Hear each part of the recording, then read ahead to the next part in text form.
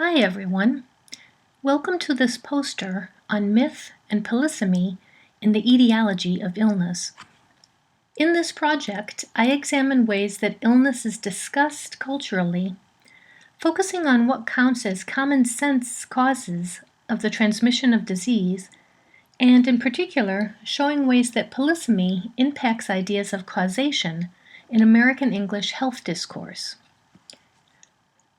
Please look to the upper left and follow my green arrow as I walk you through the project.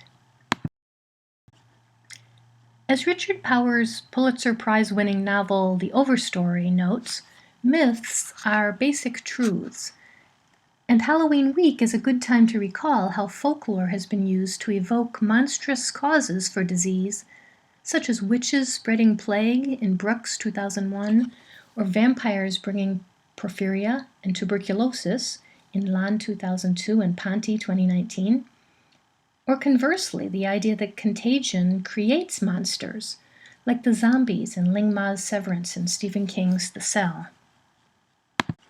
But even in the realm of prosaic illnesses like colds, pneumonia, and flu, myths and urban legends shape how their spread is predicted and how infection can be avoided. Medical anthropologists have long documented ideas found across Latin America, as in with Weller's work, and China, with Zhu et al., about cold temperatures causing illnesses. But this connection is pervasive in American folklore as well, see Keeley 2012.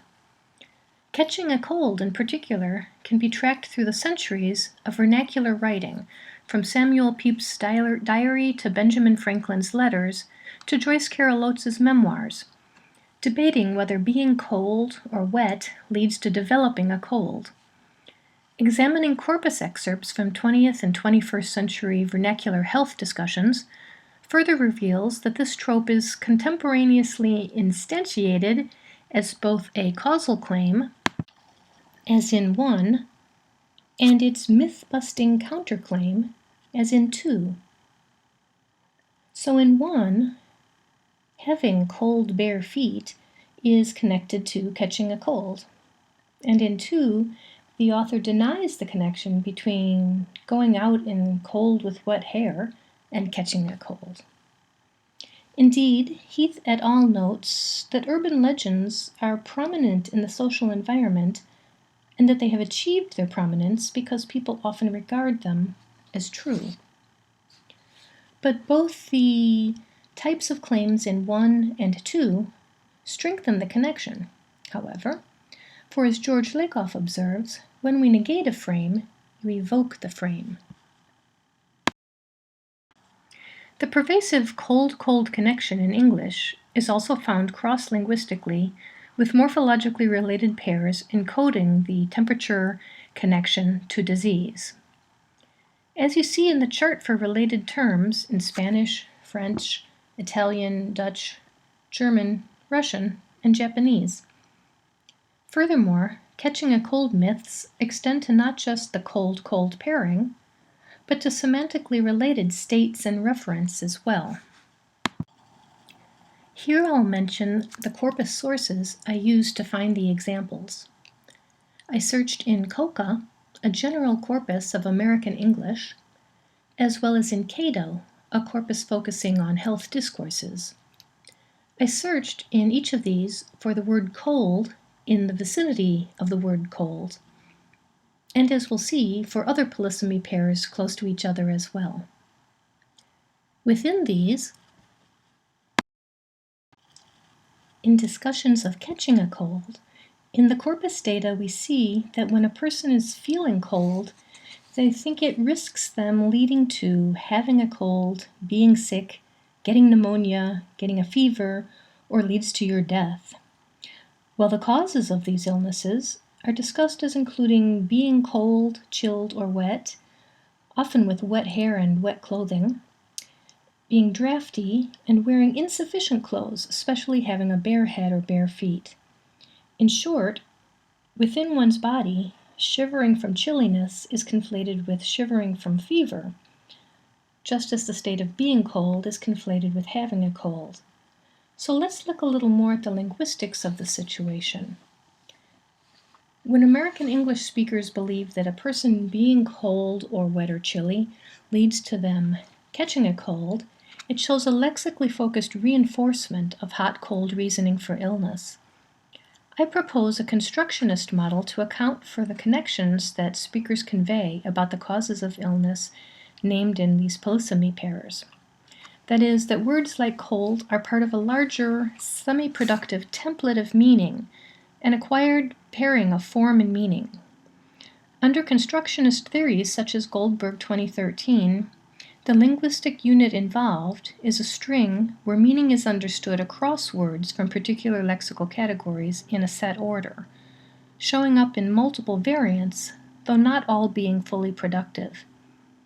Examples in English include resultative forms, such as Pat rocked the baby to sleep, or Sam hammered the metal flat, which can be distilled into the forms which is understood as X causes Y to become Z by verbing. You can see the construction template I'm suggesting for polysemes of cause and effect distilled here in green. It says if X experiences the trigger of polyseme 1 with a causal predicate, then it says X experiences outcome of polyseme 2.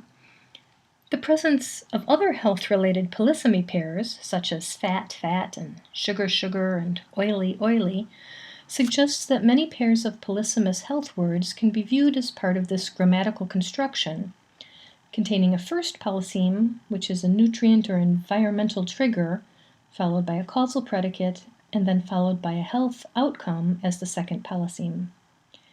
In this way, examples such as those in 3 through 6 would count as instances of the same construction. In 3, the first triggering element is from the same semantic set as a being chilly scenario, so there being no fire lit leads to catching a cold. In 4, the consumption of sugar is connected to a rise in a person's blood sugar.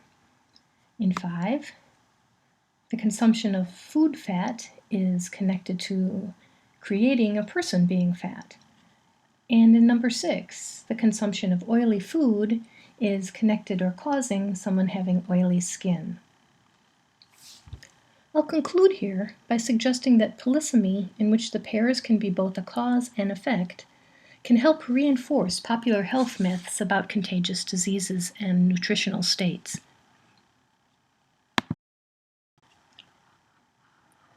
So that rather than framing the source of an illness as due to bacterial or viral transmission, polysemy constructions can align with causal ideas in folk wisdom to encourage lay people to attribute illnesses to bodily states that they may feel better able to control.